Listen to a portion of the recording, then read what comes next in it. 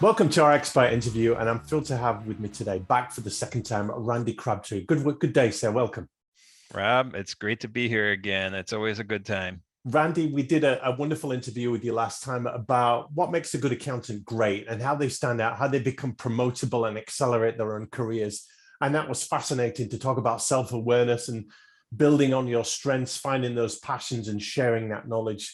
Today, we're going to take a different tack with you. And you and I have both a shared experience of having gone through a major life trauma. So today, we're going to talk about overcoming adversity, building mental resilience, dealing with mental health, stuff like that. Before we dive into that, why is that relevant for the accounting practitioners, the CPAs out there to hear stuff like this? Well, in general, mental health in general is just a much larger issue than I think people even realize. And mental health in general for the last 2 years that people have been cooped up has been significant.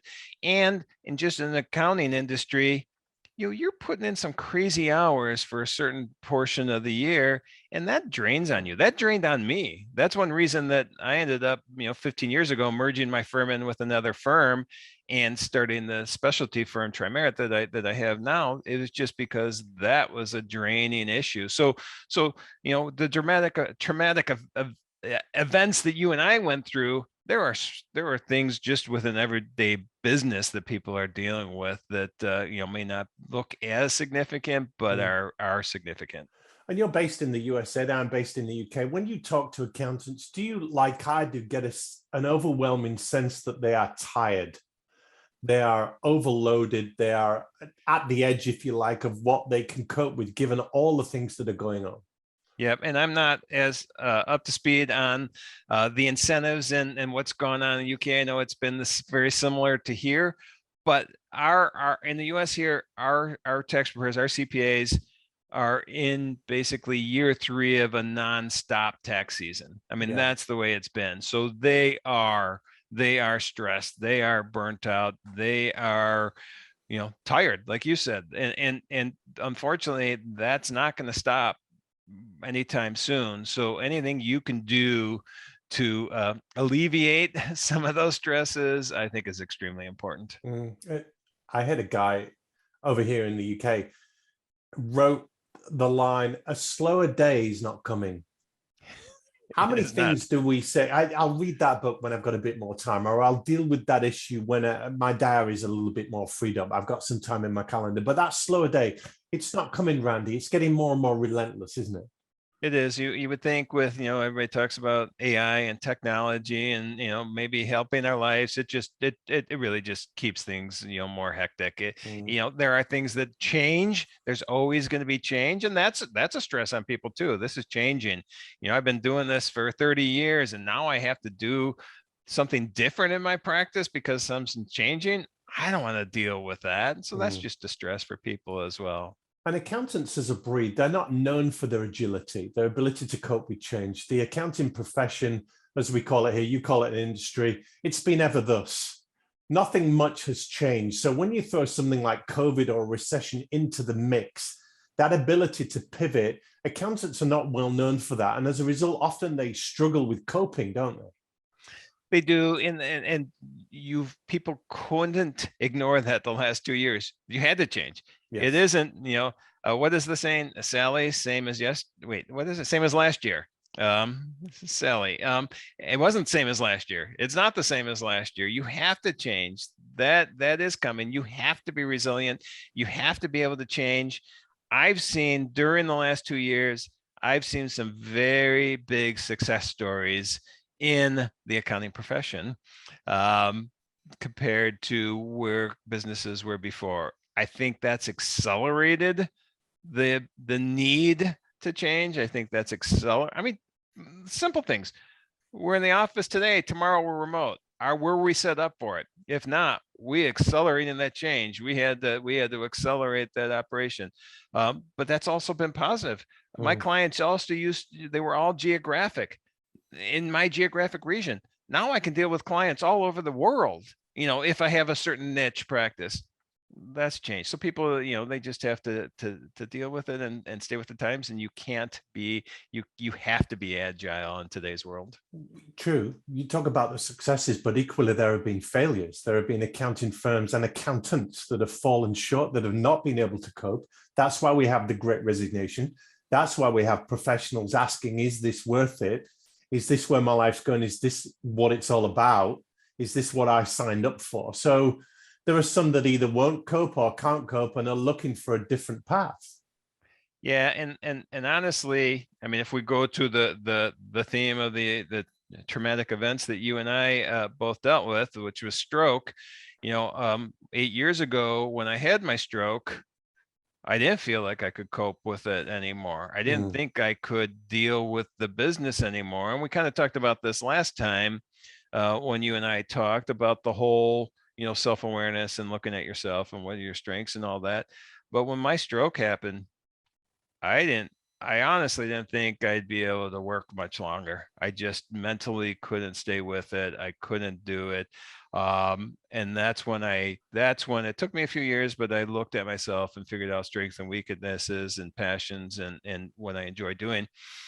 And I'm at a point now, 8 years later. 8 years ago, I didn't think I could work much longer. Yeah. Today, I can't see stopping just because of the way that I've changed my outlook on things. And to me, it was honestly, it's hard to say the stroke was a blessing because it's not.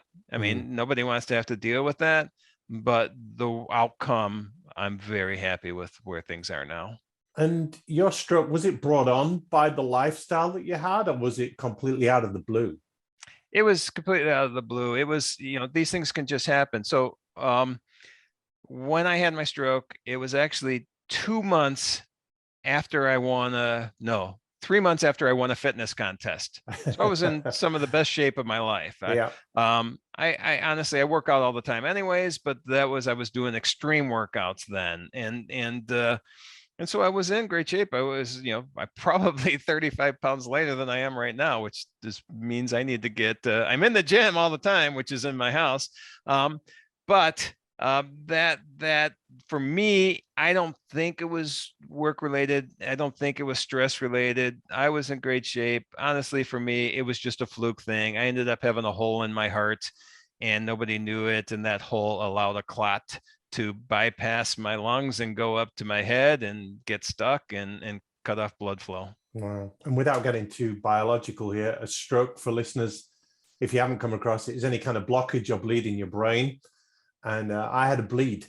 So I just got a black belt in kickboxing. So I was in pretty good shape. I just hit 50. And out of the blue, I started getting these migraines, which were mini bleeds. And then after a few months, it just went boom. So it forces what you're kind of calling a recalibration, doesn't it, Randy? You start to look at what's important, what really matters. Yeah. Oh, you do for sure. And again, we talked about this before, but that made me reevaluate everything. And honestly, it part of it was, the stroke, but part of it was, the stroke was a one-time event. Part of it was mentally dealing with the stroke afterwards. And for me, that was a long recovery, mental recovery from that. But during that mental recovery, that's where I started to do the whole, evaluation and deciding what I wanted to do. And even when I made the change, and I had told you this before, but the change happened about 4 years after the stroke, the change in my role in the business, I still at that point didn't realize that I would have so much fun and passion with what I'm doing. And I really at that point thought, well, I'm going to try to stick around 3 years, after doing the whole self-evaluation, after getting mentally healed. And I do feel mentally healed now. Even after that, I still didn't realize what that change was going to mean to me personally. And now, 4 years after that change, like I said, I can't even consider stopping. This is way too much fun. And we talk about stroke. It's a major life-changing event. You could put in heart attack, cancer, Alzheimer's, these kind of things. They don't discriminate really. They hit anybody. You can be young or old.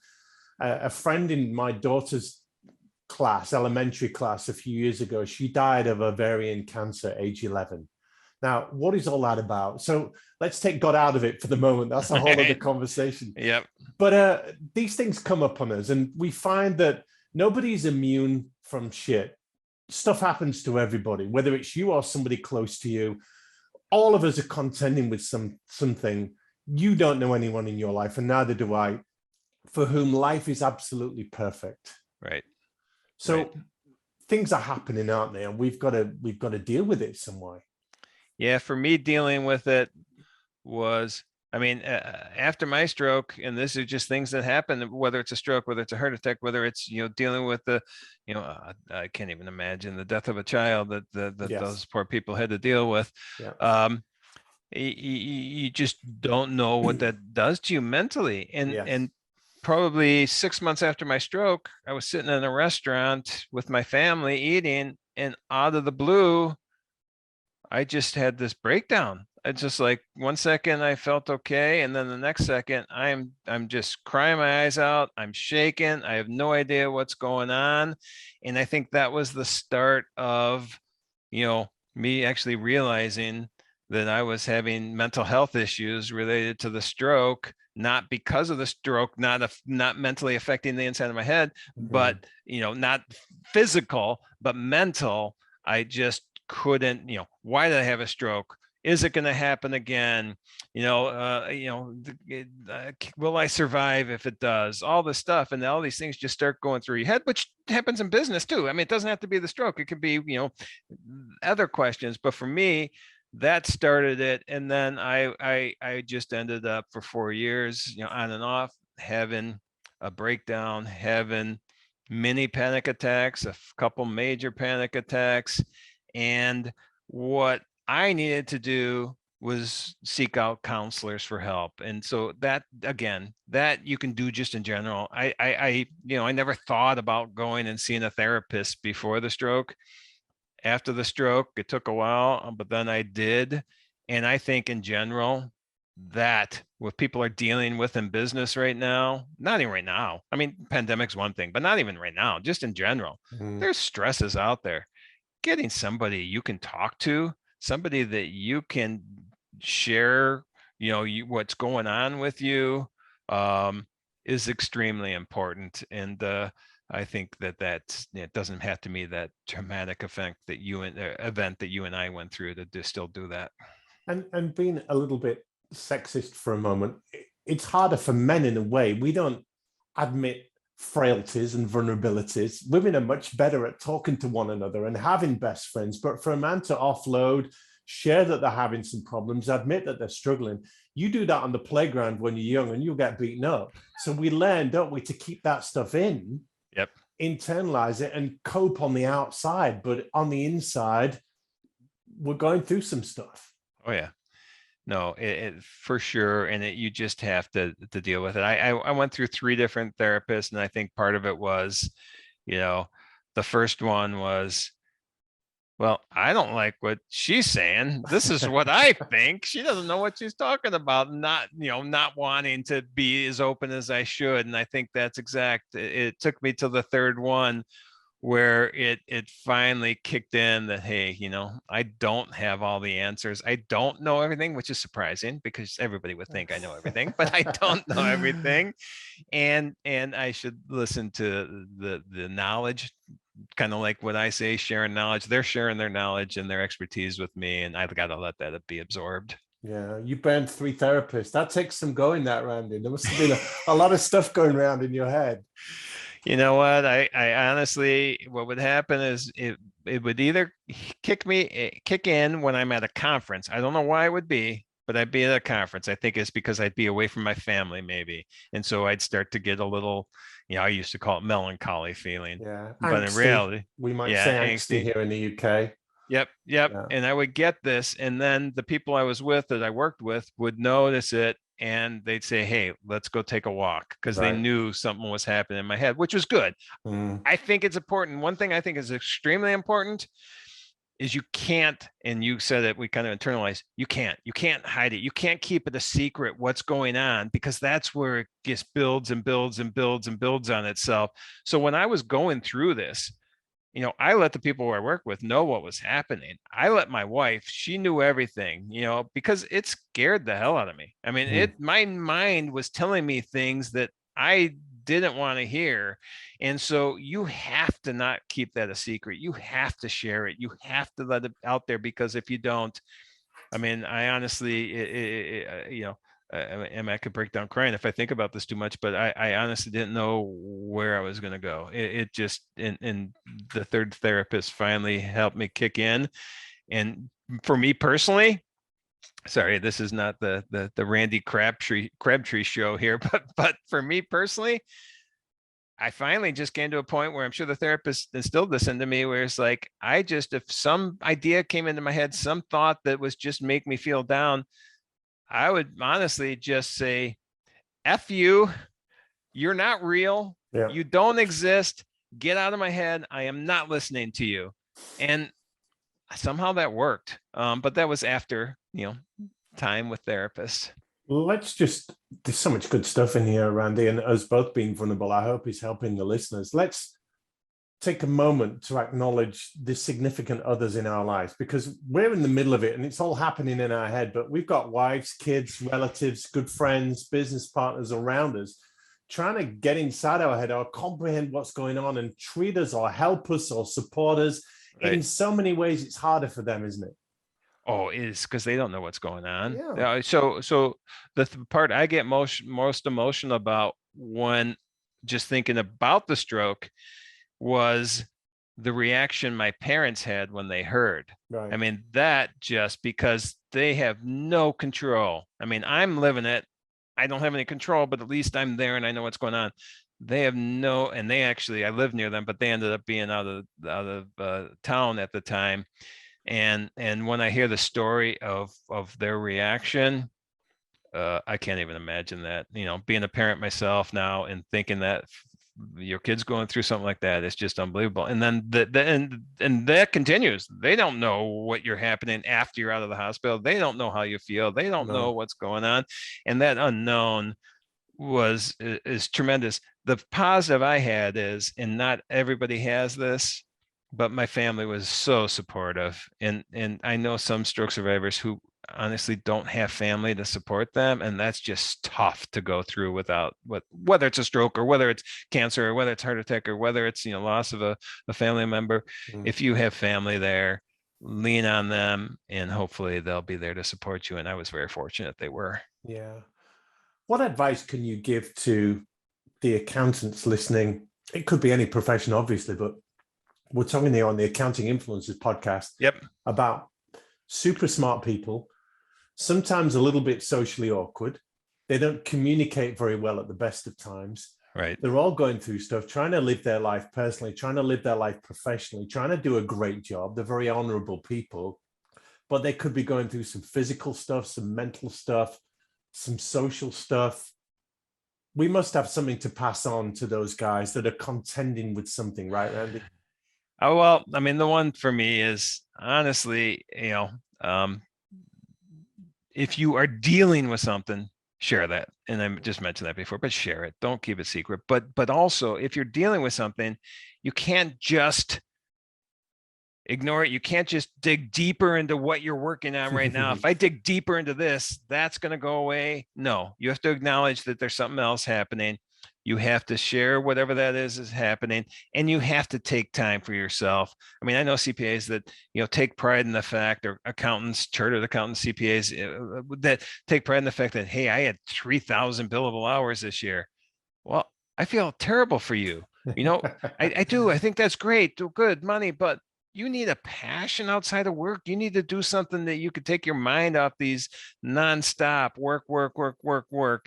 And so it's important, not only those other things I say, but it's important to have an activity that you love to do that is not work related. And I think that makes you a lot more well-rounded and releases stress. That's very wise. I had a HR human resources person say that when we hire people now, we ask them what their interests are outside work.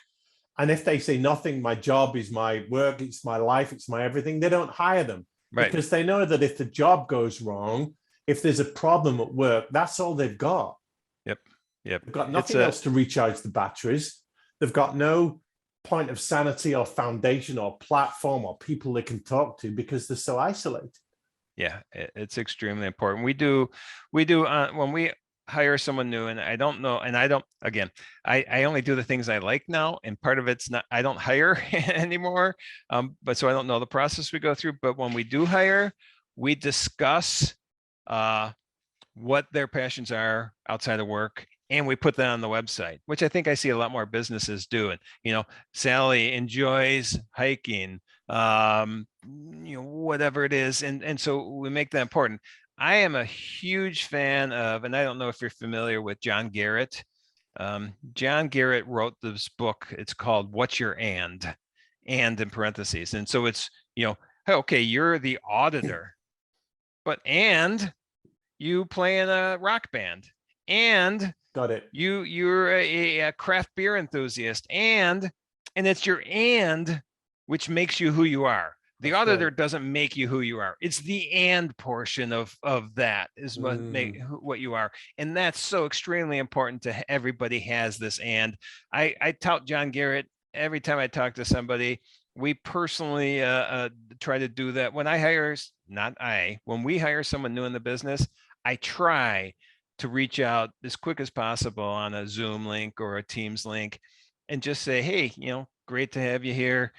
Tell me what you do, that's not work related. What do you have fun doing? Do you travel? Do you do this? And getting to know people that way is so important. And I think people knowing that you like to hear about that and you're interested in that helps them. And I think it helps the whole environment be less stressful as a business. Sure. And just to bring this to a close, there's a role accountants can play in this because they are at the heart of businesses and families, and they know more than anyone often about what's going on. So in a way, they've become therapists, psychiatrists, coaches, counselors, mentors to a lot of business owners and entrepreneurs out there. So asking the questions, being a bit vulnerable themselves, but also getting their clients to open up, that's good for everyone.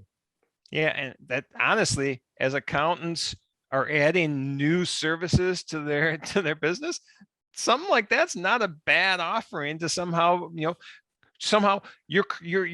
new service offering to your clients is creating a corporate culture that people want to be involved in. That's a new service offering you have, and so you're already learning that. Like you said, you're already knowing that your clients are already there, open to you.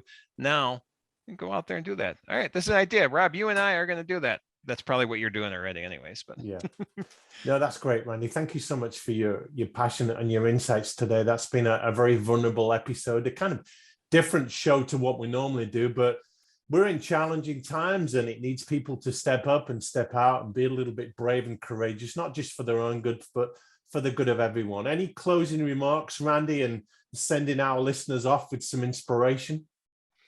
Well, the inspiration that I always like to say is, find your passions, make your passion your work. If you can do that, you're never going to work a day in your life.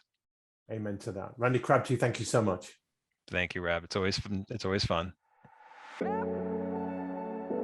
You've been watching or listening to the Accounting Influencers podcast featuring hosts Rob Brown and Martin Bissett with key interviews, what's working in the accounting profession, and news from the accounting and fintech world that helps you do your jobs better. We go out to 144 countries, over 20,000 unique listeners with 100,000 downloads, and it is accredited for continued professional education and development. Thank you for tuning in.